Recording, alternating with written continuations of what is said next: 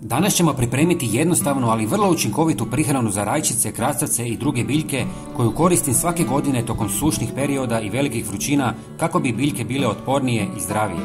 S obzirom na nadolazeće visoke temperature i manjak vlage, važno je osigurati pravilnu prihranu biljkama kako bi lakše prebrodile ove uvjete. Prihrana mora biti bogata mineralima, vitaminima i hranjivim tvarima. Ali to nije sve. Ovaj dodatak će također spriječiti sve gljivične bolesti poput pepelnice i plamenjače i sve štetne insekte. Ova prihrana je 3 u 1 i fantastična je. Prije nego vam pokažem sastojke, svakako se pretplatite na naš kanal kako biste vidjeli svaki naš najnoviji video. Potpuno je besplatno. Prvi sastojak su 1 žlica lanenih sjemenki koje ćemo usitniti kako bismo ih mogli pomiješati s vodom.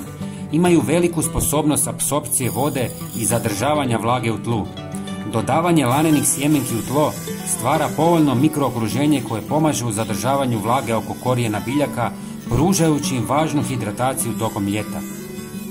Lanene sjemenke također sadrže razne hranjive tvari, uključujući kalcij, magnezij i fosfor, koje postaju dostupne biljkama kada se sjemenke razgrade. Sve istresite u 300 ml tople vode.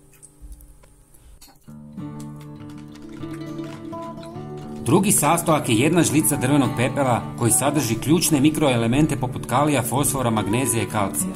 Ovi elementi su vitalni za zdrav rast biljaka i održavanje njihove vitalnosti, posebno tokom suše.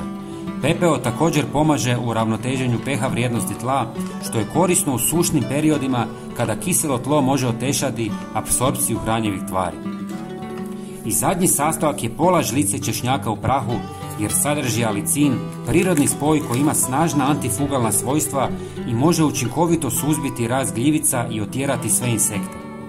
Osim toga, češnjak je bogat sumpornim spojevima koji dodatno pomažu u zaštiti biljaka od gljivičnih infekcija.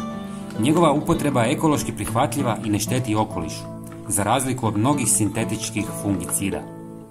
Sve sastojke ostavite par sati u vodi kako bi se dodatno rastopili. Ako želite špricati, procijedite. Razrijedite sa još 2 litre vode. Špricajte ili zalijevajte biljke 2 puta mjesečno. Prijatelji, podijelite ovaj video sa svojim prijateljima. Hvala vam. Pozdrav!